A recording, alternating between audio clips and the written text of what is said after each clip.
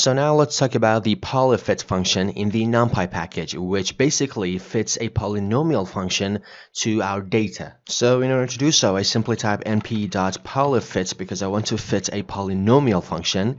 And first of all, I should pass our data, x and y, and then I should specify the degree, the degree of our polynomial function which you want to fit on our data. So for example, suppose that I want to pass 2, it means a polynomial function with a degree 2.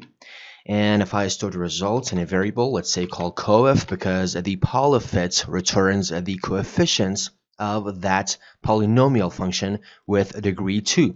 So now if I print the coef variable and if I run the code, you can see here is the output. And you should remember that these are the coefficients of our polynomial with a degree 2 from the highest degree all the way up to the lowest degree. This is the coefficient of x to the power of 2. This is the coefficient of x. And this is the constant, which you can see here. So this is our polynomial function with a degree 2. And it is very obvious that you can pass different degrees in order to fit other polynomial functions. So for example, if you pass 3, it is going to fit a polynomial function with a degree 3. If you pass 1, it is going to fit a polynomial function with a degree 1, and etc. But now let's talk about how to plot something like this. The data itself and the fitted line. So first of all, we should create the polynomial function. So in order to do so, I simply type np.poly1d. And if you remember from previous part, we have said that this poly1d basically takes the coefficient of the polynomial function, and then it creates the polynomial function. And I want to call that polynomial function, let's say, called f. And now if I print the f variable and if I run the code, you can see here is our polynomial function with a degree 2. So basically poly1d takes the coefficient and basically creates a polynomial function. So now let's plot the data. So in order to do so, first of all, I should import the matplotlib package. So I import matplotlib.pyplot as a plt. That's it. And also let's remove this line. And now I simply type plt.scatter because I want to plot a scatter plot. And I should pass our data, which is x and y, and the color of our data points. C means color.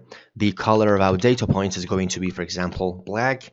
And then I simply type plt.show in order to show the chart. So if I run the code, you can see here is the output. But as you can see, the size of the data points is very small. So let's make them bigger. So in order to do so, I pass another argument, which is s, size, and I want to pass 100. So if I run the code, you can see now it seems better. So that's it. But now let's plot the fitted line. So in order to do so, let's define another variable, which is called xx. Then I simply type np.linspace, and I pass 0, 8, 1000, and it means that between 0 and 8, I want to generate 1000 numbers, and I want to store all the stuff in a variable, let's say, called xx. And maybe you ask why 0 and why 8, because as you can see, the domain of our x variable is 1 all the way up to 7. But I'm using 0 all the way up to 8. For example, 0 is one number before 1, and 8 is one number after 7. So that's it. And this is the reason I'm using 0 and 8. And also I want to define another variable, which is called yy. And I simply pass xx to the f function. And you can see that f is our polynomial function. And xx is the range of numbers. So basically, we want to calculate our polynomial function for every data point in this range. That's it. And here I simply type plt.plot, and I want to plot xx and the y. And the color of our plot, for example, is going to be blue. So if I run the code, you can see here is the output. You can see that these are data points, and this is the fitted line. And we can also provide the label as well. So let's define the label. So the label of this plot is the data points, and the label of this plot is the fitted line. And I simply want to add the legend as well.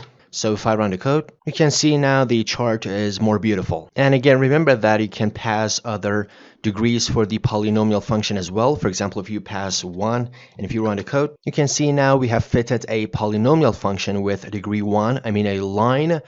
But you can see that it is not very good. So let's pass, for example, another example, degree 3. If I run the code, you can see here is the output. Now I really suggest you to watch this video, which is on the screen now.